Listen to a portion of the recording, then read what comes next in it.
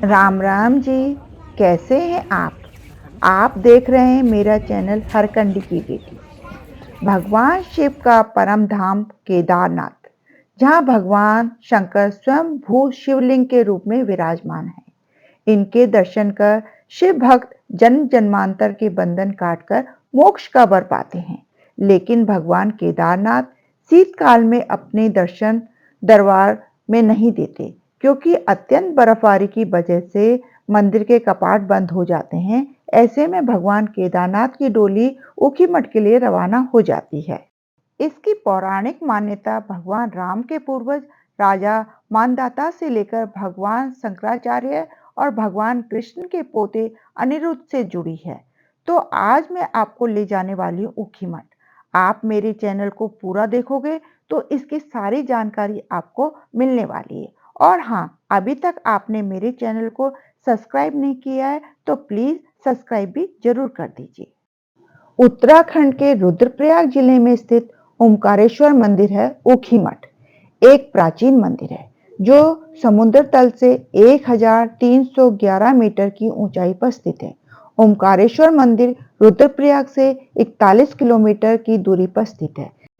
यह तीर्थ स्थान केवल भौगोलिक ही नहीं, आध्यात्मिक ऊंचाइयों का भी परिचायक है। पंच केदारों के हृदय में धड़कता है। यह स्थल देवभूमि की सनातन परंपरा का एक जीता जागता अध्याय है। यहीं स्थित है ओमकारेश्वर मंदिर, एक ऐसा स्थान जहां भगवान शिव शीतकाल में केदारनाथ और मद्महेश्वर रूप में विराजते हैं। जब अक्टूबर-नवंबर में श्री केदारनाथ के कपाट बंद हो जाते हैं, तो उनकी उत्सव डोली भव्य शोभा यात्रा के रूप में ऊखीमठ लाई जाती है और पूरी सर्दी भर यहीं उनकी पूजा होती है। यह मंदिर केवल पूजा का ही स्थल नहीं, अपितु तप, दर्शन और सिद्धि का केंद्र रहा है। मान्यता है कि राजा मानदाता ने इसी स्थान पर शिव के साक्षात दर्शन हेतु घोर तप किया था। उनके तप से प्रसन्न होकर भगवान शिव ने उन्हें ओम के रूप में यहीं पर उन्होंने दर्शन दिए थे। यही कारण है कि यहाँ प्रतिष्ठित शिवलिंग ओमकारेश्वर कहा जाता है। मंदिर की वास्तुशैली छत्र रेखा परसान मध्य हिमाद्री क्षेत्र की अद्भुत प्रस्तुति है। अत्यंत प्राचीन और कलात्मक मंदिर है।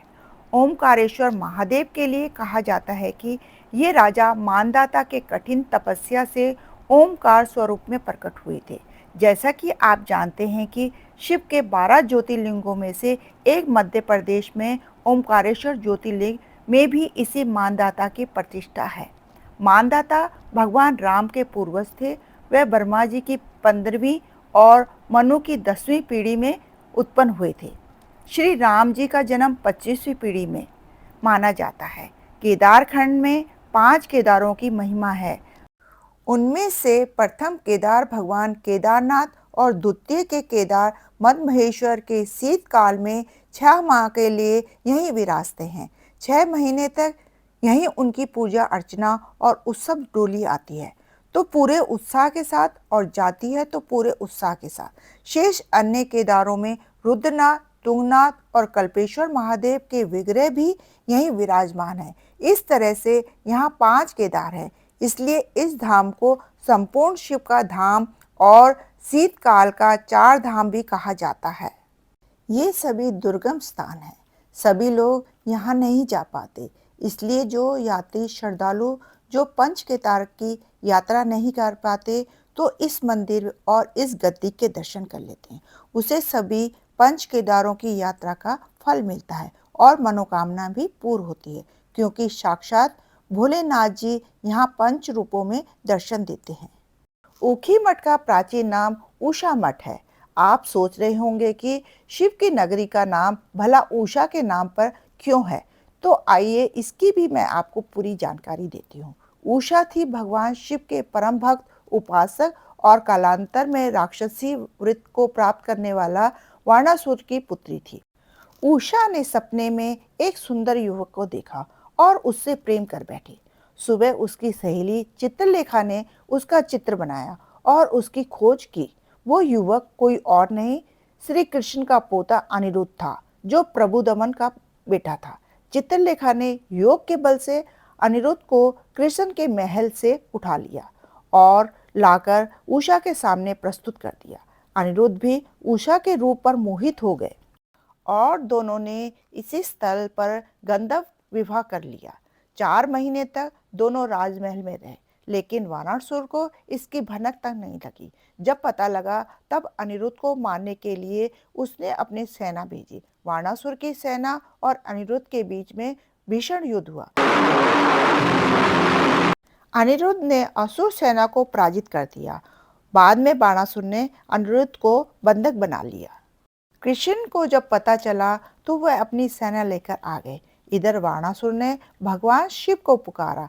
इस तरह से इस प्रेम प्रसंग के चलते भगवान शिव और कृष्ण भगवान के बीच में युद्ध हुआ। अंत में श्री कृष्ण ने वाणासुर को पराजित कर दिया और अनिरुद्ध उषा को अपने साथ ले आए। इस तरह से इस स्थान पर ऐसी रोमांचक प्रेम कहानी की रचना हुई जिसे प्रेमिका ने प्रेमी को प्रत्यक्ष निहारा भी नहीं और स्वयं को नौछावर कर दिया। ये ऐसी प्रेम कथा की रचना स्थली भी है जहाँ प्रेमी ने प्रेमिका को नहीं बल्कि प्रेमिका ने प्रेमी का हरण करवाया था। माना जाता है कि यह स्थल द्वापर युग से इसी तरह से प्रतिष्ठित है। कोठे का निर्माण बाद में हुआ और कई बार हुआ। वर्तमान में यह कोठा भी जर्जरा हो चला है। इसकी भी पुनः निर्माण होना है। इस कोठे से लगी हुई पंच केदार के मुख्य रावल की गद्दी भी है। आप इसके भी यहाँ पर दर्शन कर सकते हैं। जगत गुरु पंचारे की उत्पत्ति और उसके गोत्र के सूत्र पटक है, जिससे शैव धर्म के पंचार्यों के बारे में विस्तृत जानकारी यहाँ पर मिलती है। अब मैं आपको ले जाने वाली हूँ मंदिर परिसर में स्थित अत्यंत गुप्त स्थान के दर्शन करवाने। यह स्थान इतना गुप्त है कि मंदिर में रहने वाले भी इसके बारे में नहीं जानते। जानते भी होंगे तो आसानी से बताते नहीं हैं। ये तंत्र विद्या का अत्यंत प्राचीन स्थल है। मुख्य मंदिर के पीछे झाड़ झंकार के बीच में एक विशाल शिला है जिसमें मां काली के 10 अवतार अर्थात 10 महाविद्याओं को उजागर किया गया है। ये 10 महाविद्या हैं काली, तारा, छिन्नमस्ता, षोडशी, भुवनेश्वरी, त्रिपुरा भैरवी, धूमावती, बंगलामुखी, मातंगी और कमला। इन महाविद्याओं का संबंध विष्णु के 10 अवतारों में से है। माना जाता है जैसे श्री राम को तारा का, श्री कृष्ण को काली का अवतार माना जाता है। कहा जाता है कि जब मां सती ने अपने पिता दक्ष के यज्ञ कुंड में कूदकर अपने आप की आहुति दी थी और क्रोधित शिव उनकी काया को लेकर पृथ्वी पर भ्रमण कर रहे थे, तब आदि शक्ति ने उन्हें रोकने के लिए 10 अवतार 10 दिशाओं में 10 रूप में धारण किए थे। वही 10 रूप में 10 महाविद्याएं कहलाई। ऊखी मठ में शिव के साथ शक्ति का भी स्थान दर्शनीय और पूजनीय है। आपको वीडियो में ऊखी मठ की जानकारी कैसी लगी? अगर वीडियो पसंद आया तो एक लाइक तो बनता ही है और कमेंट्स बॉक्स में जाके हर हर भोले लिखना ना भूलें। आपके लाइक और कमेंट से मुझे मोटिवेशन मिलता है वीडियो बनाने का।